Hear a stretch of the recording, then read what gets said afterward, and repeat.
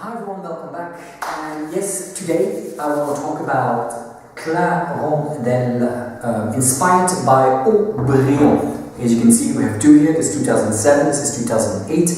There's a red label, there's a green label. I'll come back to that in a minute. For those who do not know Clarendelle, Clarendelle is actually inspired by Haut Brion, and it is a reference to Clarence Dillon.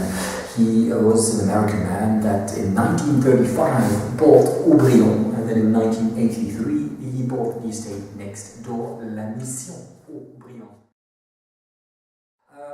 Then his grandson, the Prince Robert of Luxembourg, then took over to reign, and he brought Clarendelle out in 2005 with the first village of 2002 as an homage to Clarence Dillon. Now, this is in 2007 and this is in 2008, so I had to do a little bit of research why there was a different colour for that, just one particular vintage, because all the rest are green labels.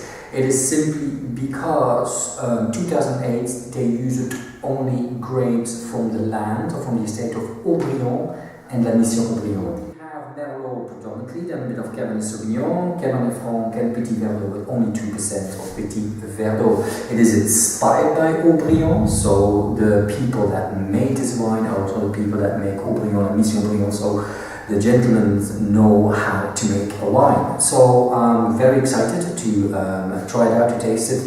And price-wise, it's very, very reasonable. $33, 31 euros, 22 pounds. So, you know, you might maybe pay a tad more in the shop, but still it is a wine that's affordable compared to the Haut Brion, and we're going to taste today the 2008.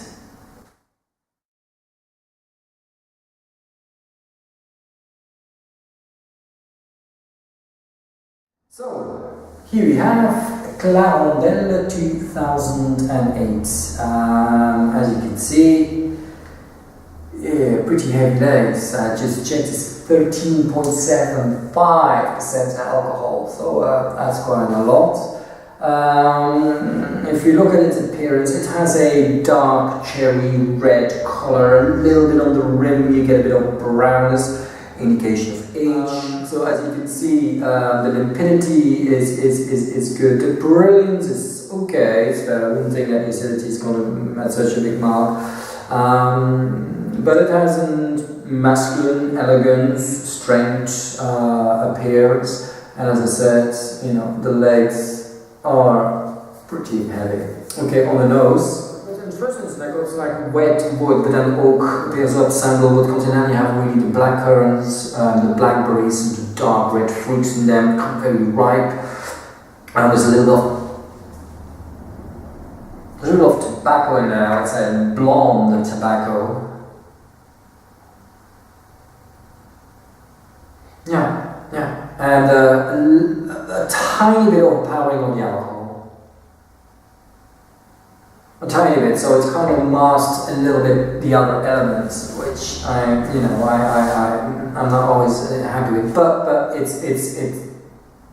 is not major. Certain wines I've tasted recently where the alcohol is really hitting your nose first thing, and for me that kills off a wine straight away.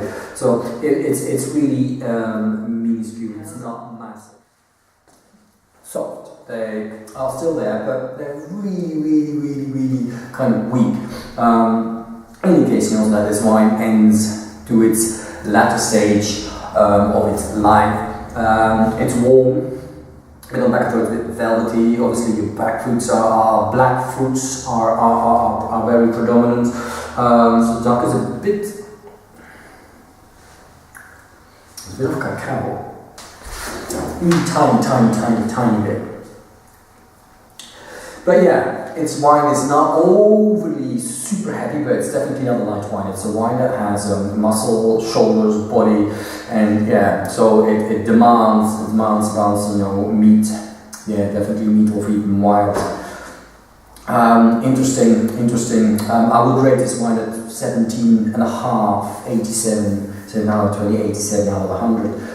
It's well made, it's good. It's not a wow factor, but I don't think necessarily that's, you know, it's hard to compare with you know, Mission and Haut Brion. So it's walks in a different league.